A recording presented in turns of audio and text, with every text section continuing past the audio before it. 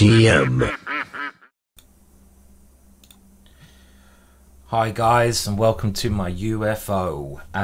In this video I'm going to be taking a look at a game between two players which is played in the Battersea Summer Chess League. And I know there's a lot of videos online of top grandmasters playing. It seems quite saturated, the internet, with that. I'll probably do some myself, not to say it's a bad thing. But it's also nice looking at the games of lower rated players. But still, we have two very strong players I'm going to look at now. And a very interesting game. And Battersea Chess Club in London, if you ever come over to London, I recommend taking them a visit. They're right near the biggest train station, Clapham Junction, just outside of Waterloo train station. They play in a Labour club where you can get yourself a very cheap pint of lager, as I've experienced myself. And this game is looking at two players, one of whom I know extremely well and the other one I know reasonably well, both very nice guys. And the opening in this game is something also I really do appreciate. Let me just show you the opening first before we talk about it anymore. It was Michael Healey playing with white and Bob Eames playing the Caro Karn. Now, of course, you can play the crazy bishop c4 hillbilly here, but after d4, d5, Michael now played a line which I've also played on numerous occasions. F3, the so-called fantasy variation of the Caro Karn, a very interesting line, this one. Yeah, this is one reason this game is picked, but it is a great, exciting game. Now, let me just talk about the two players very quickly. Michael Healey, 207 ECF rating. I guess that is about, in ELO terms, 2,300 ELO rating, give or take. Michael doesn't play much international chess, but he's a very talented player, as I found out when I played him, and a lovely guy who's a good person to share a beer with. And then we have FIDE master Robert Eames, Bob Eames as he's known, with the black pieces. And Bob, I've known for most of my chess career. He's a fantastic guy, one of the most generous guys you ever meet, and a really interesting chess player. He's someone who will always make the position messy, complex. He's a very good fighter. Picture of the two players, just to put them into context. We have Michael here on the left with his nice green cup, and we have Bob Eames on the right. Some people say that Bob has a striking resemblance to Bobby Fischer, with the same sort of namesake over there, but I'm not quite seeing it there at the moment. But Bob with both wearing glasses, but Bob on the right hand side wearing glasses. Like I say, I've known him for a long time, and I mean, I've played in the same team as him numerous occasions. I love the guy. So anyway, on to the game. So this F3 move, the fantasy, is something it's a gambit line you can try to play against the Caro Karn, and it's very tricky. For example, one thing black often does is take on e4 and now play e5, and this was considered to be a very good variation against it because it has a very nasty trick. If you take on e5, queen h4 check, and this is a standard motif in these types of positions. The downside of e5, or maybe not the downside, is that it allows white to get the kind of activity white wants.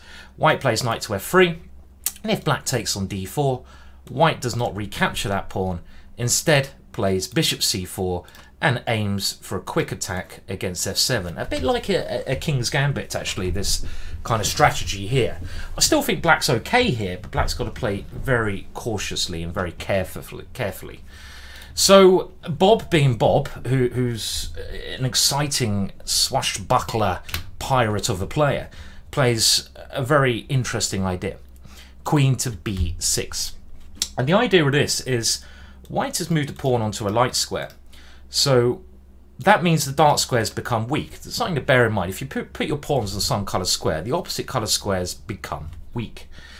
And after the natural and I think good move, knight c3, a4 has been played by the likes of Jabava, but knight c3 looks much more logical, developing a piece. Black's idea is e5.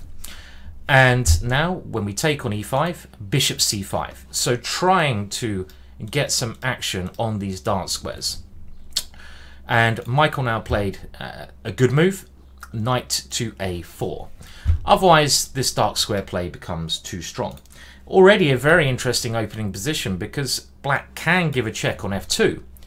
But after king e2, black doesn't have enough backup to continue this mini attack, because the queen is attacked, and if black wants to, I don't know, keep playing here, he has to offer the exchange of queens, and this is clearly not what he wants. So after knight to a4, queen to a5 check now played, c3, and here b4 is becoming a big threat. So bishop takes g1, stopping white from castling, but on the downside now, white's dark squares are now pretty strong, because white has the dark square bishop, black does not. So I think I already like white's position. I think this opening has been a bit of a success for white. I mean, it's still a very messy, complex position, but Michael's found the correct way through the opening hurdles he's faced. Bob took on e4 with ideas of taking on e5, so f4, and now a very natural move, knight to h6, trying to cover some squares and get castled. It may have been worth considering knight d7, which looks really peculiar, but the idea of this is, in chess is about two things. It's about pushing your own ideas, which knight h6 does, development, castling, but it's also about restraining your opponent's ideas. And if we think, you know, if Bob as black thought about what white wants to do, I think it's quite clear white wants to go b4 and knight c5. Because at the moment this knight is very bad, but if this knight can come c5 and even take that pawn and get here, the knight suddenly becomes a fantastic piece. So if, you know, black could have done this. If he was just thinking about his opponent's ideas, he could have played a move like knight d7 with the idea of stopping b4 and knight c5, or at least giving the option of taking that knight off.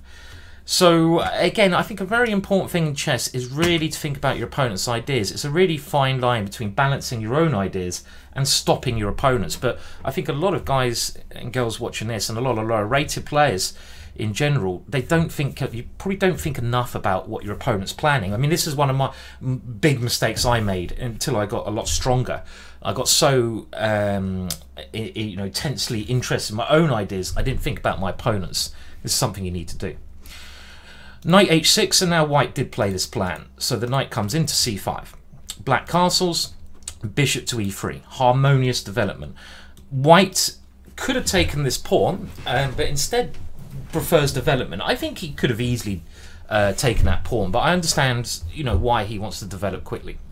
Rook d8, queen e2, and now a very good move from Bob.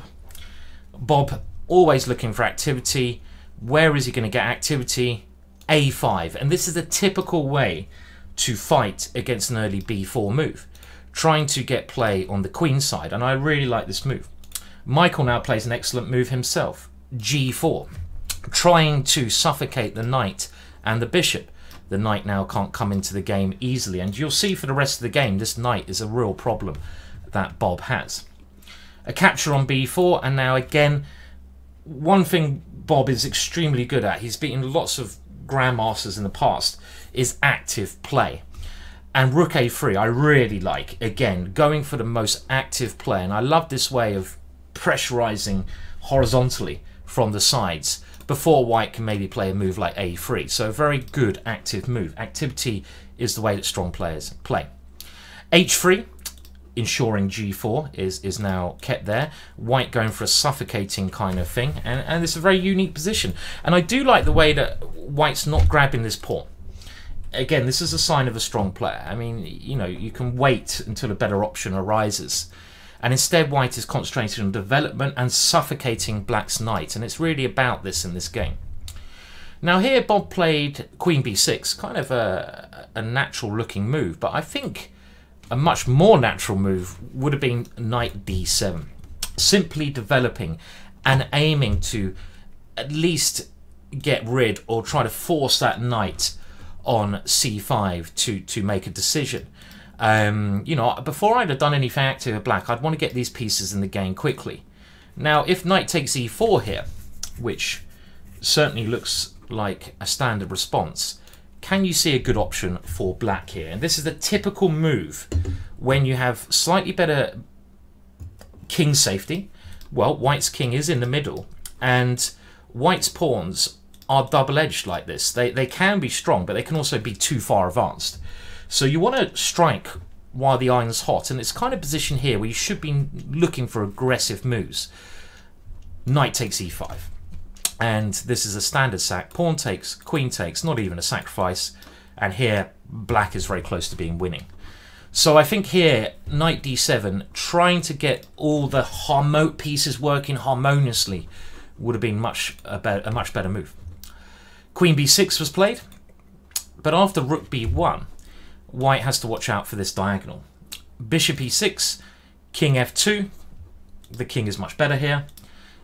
We also have rook b2, as happens after bishop takes rook b2. Bishop comes back to d5. Black has won a pawn, but white has now consolidated, finished his development, and stopped any sacrifices on here. There's also ideas of this knight moving now. So queen c7 has proven that Bob's plan hasn't been the right one. White takes on e4. Bob plays the queen to e7, looking for activity. Knight g5 stops that. And now knight to a6, finishing development. Queen c2. This is a good move because it forces a weakness in black's kingside with g6. And now white takes on d5. White going for simplifications, and I really like the next move here. The next move is a great move, I feel. There's still something a little bit loose about white's position, but if he can consolidate, the knight on h6 is always weak. And rook g3, I really like. It's aiming to get rid of the active rook on a3 eventually. It's aiming for some simplifications and coming around the side. This is a very high-class move, I feel, and a very good move from Michael. Good way to get the rook in the game. Bob pushes forwards, d4, bishop d2, d3, queen c4. At the moment, this pawn is well blockaded. Pawn to b5, and here we have an interesting moment. I feel, you know, this was a very discombobulating move, but you know, the proof of the pudding is always in taking the pawn, and you gotta, you know, you can respect your ideas, but you've got to rely on your own instincts. And I think instead of queen e4, which is a nice centralizing move, this pawn, I think, you know, Michael should have looked at taking this pawn, and I think he can take this pawn. At the end of the day, it's a pawn. Korchnoi would have grabbed this without a second hesitation. Something like queen a7, just bishop e3, and we have our knight coming into the e4 square, and that's another bonus of not putting the queen on e4. This knight can come to this beautiful central square where it has access to d6 and f6. Sounds like I'm about to get bombed here by another UFO. Can you hear that? It's going overhead. Hello? Instead, queen e4 played. I know, and I think it's a good little bluff from Bob. Knight c7. Bob is trying to get this knight into the game, and again, a very interesting double-edged position. f5. Michael pushing, playing the most aggressive move. The knight does come in, and now knight to f3. Attacking the knight, this is one of the bonuses of f5, and getting the knight to a good square. Knight to c3, attacking the queen. I think this could have been taken, but I understand white wants to keep his bishop. So he goes queen e1. Queen a7 check, bishop e3, and in this highly complex position, Bob plays a natural move, but maybe a slight mistake. His queen is on pre, and the threat is always stronger than the execution. In the game, knight to e4 check was played. But why not keep that as a threat? Because you're not going to be able to take the rook because your queen's attacked. So I think a better move would have been queen a8, keeping this strong threat as an option, because also now the knight has other possibilities of moving to other squares. So I think that keeping the threat as an option is something we should all do, unless the immediate check, the immediate capture has a real big goal behind it. So the threat is stronger than the execution. I think that's one thing here. After knight e4 check, king g2, Bob's idea was d2, but unfortunately his queen is always on pre. And rook takes d2, rook takes d2, knight takes d2 has been played. And here you can see that if the queen was somewhere like on a8, black would be doing very well, but he has to now waste the time, and he plays queen b7, which means white can play rook f3. And here I think white has a nice advantage, but still incredibly complex, a real mess. The white king can be susceptible to attack, but the black knight is always an issue. Black took on f5, and this move here again leads to another critical moment. What happens, for example, if we take the knight on h6? Well, we can see just how good this rook has become. Now knight takes d2 unleashes the fury of hell against f3, and black is winning. Michael in the game played queen to h4. This is an error which allows Bob back in the game. Can you improve on the play here? There's one very nice move. Very nice move here is e6, and this is a really clever idea. The point of this move is to either open up or create a very dangerous pawn. And if that pawn is taken, now we can take on h6. And unlike the previous variation, if knight takes d2, this is the point. Queen takes e6, check. And we're either going to force mate, well, we are forcing mate on the back rank. I mean, worst case, we can win the rook. So that would have been a very good move. Queen h4, natural, but it allows rook takes e3, a counter blow, getting great play with these two pieces. Knight d2 check, king f2, and now queen b6, pinning the rook, threatening knight c4, and defending the knight. And around here, this position is just a complete mess. I mean, I think it's, you know, something along the realms of equal. King e2, and it's here that maybe black goes wrong. He plays knight to e4, a very natural move, defending against the check, but knight c4 is better. The reason for this is you create an immediate threat against the rook, and after rook d3, the subtle king g7, just defending the knight, getting ready to play queen g6 if there's a check, and keeping some ideas of getting the queen around to g2. This would have kept about equality, I'd say. Knight to e4, and the thing about this is the knight and queen do work very well together, so even if black does lose the knight on h6, the combination of knight and queen attacking is very strong.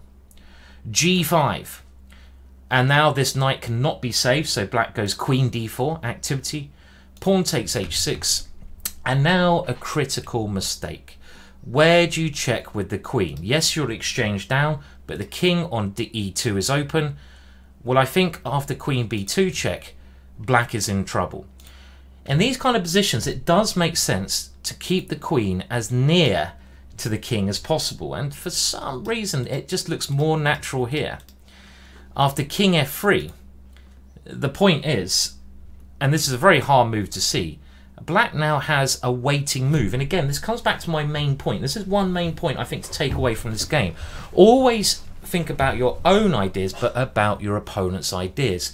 So if you're simply looking for a move for black here, you might not find one, because there's not really any good knight moves, and any queen checks are probably just going to help white sneak away somehow. Let's have a look at this check. Well, here, can I even go up? Let's see, I can go up, because if queen f1, I go here. If check, can I go up? Can I play this? Why not? If I can take another pawn, I will do. So if we're just simply looking at our own moves in a position like this, we might not find the correct solution. But if we start considering, and we needed to do this before we give a check, our opponent's possibilities, we will see that really, in actual fact, white doesn't have many moves. Because if white ever moves the queen, like queen e7, queen f2 is checkmate. So the white queen cannot move. It doesn't have anywhere to move to. And what else can white move? Well, if white moves the rook here, then it's very risky, because at the moment the rook is doing a great job of defending the queen's way in. So moving the rook will leave the rook. He has to move to b3 or a3. And if rook b3, for example, queen d1 check wins the rook. So in actual fact, here, if you play the very subtle king f8 move, this actually ask the question to white. What are you doing? What are you playing here? What are you actually trying to achieve in this position? I mean, something like king f4 might be the correct move, but now we have our queen in a very good position. So I would say knight c3, threatening a check, threatening a check. And this is a very clever way to move. So I think, taken away from this game, think about, you know, even in these highly complex positions, always consider your opponent's next move. And this is one thing I notice a lot of, you know, a lot of players don't do enough. But anyway, very interesting finish. Queen b2, king f3, and now knight d2. So Bob only thinking about his own ideas, which is understandable. It's a very complex position. And after king g2, knight e4, white now has king h1, and he can block a check on e1. So white has now got his king to a safer square. Queen d4, queen e1, king f8. Now Bob finds this move. Rook a3, going for activity. And here the last chance was lost. Queen d5 was played, very natural. I think I would have played this move. The computer gives knight to f2. And this is very clever actually, because the idea at the moment is that white's rook can still defend along this way. And by playing knight to f2 check, king moves, knight d3, we cut off the rook. So now white is only defending with the queen. And also, this knight has found a good square. It has more possibilities to check. And around here, actually, I think it's white who has to be careful. Combination of queen and knight, extremely strong. So that would have still kept Bob in the game. Queen d5 played, king g1, f4. And even here, it's very complex. I mean, queen a1 played, king e7, and we had the final mistake in this position here. Even here, you know, black is probably okay, but black was very short of time, and now he goes the wrong way with the king. He goes king d4. If he'd have gone king f5, I can't actually see a win for white. For example, we can give a check, but now the king comes back to f6 with tempo, and if rook d7, black now has some check on g5. And in this complex position, black seems to have enough checks to get a perpetual, because white's pieces are too far away from the white king, and it again should end in a draw. Fair result, very interesting game. King d4 was played, and now Michael finishes the game off brilliantly. Queen a1 check, king c4, rook c7 check, king b4, queen b2 check. Point is, the king goes to the a file. It's not going to survive long over there. For example, king here, check, king b6, queen a7 is mate. And if king goes to a4, rook a7 is mate. And after queen b3, now queen d4, forced resignation, because white's going to pick up the knight, and black doesn't have enough checks. The white king will escape. For example, resigns happened here. Well, also, where does the king go? I mean, you can pick it up, but where does the king go? More importantly, rather than picking up the knight, where's the king go? Because rook a7 check is coming next. My apologies there. Well, very interesting game there in the fantasy variation. I think Michael played excellently. Very, very good game from Michael. I mean, he could have gone wrong at numerous points, and he obviously excels in complicated positions. Only some slight errors from both sides there. Bob, I think, also shone at certain moments in that game. He just maybe, you know, went a little bit wrong right at the end in again, very complex position. But an interesting game for the Battersea Summer League. I'm going to commentate on, this was the game of the week. I'm going to try to commentate on a game nearly every week from this league. I'm also going to do more commentary levels on some of the classic games in a quicker and shorter way probably than this video. To give you my view on some of my favourite games and some of the games you need to know of all time. Let me know what you think of this video, and I'll be back again soonish. I'm going away for the weekend, but with more videos hopefully soon. Thank you very much for watching, and goodbye for now.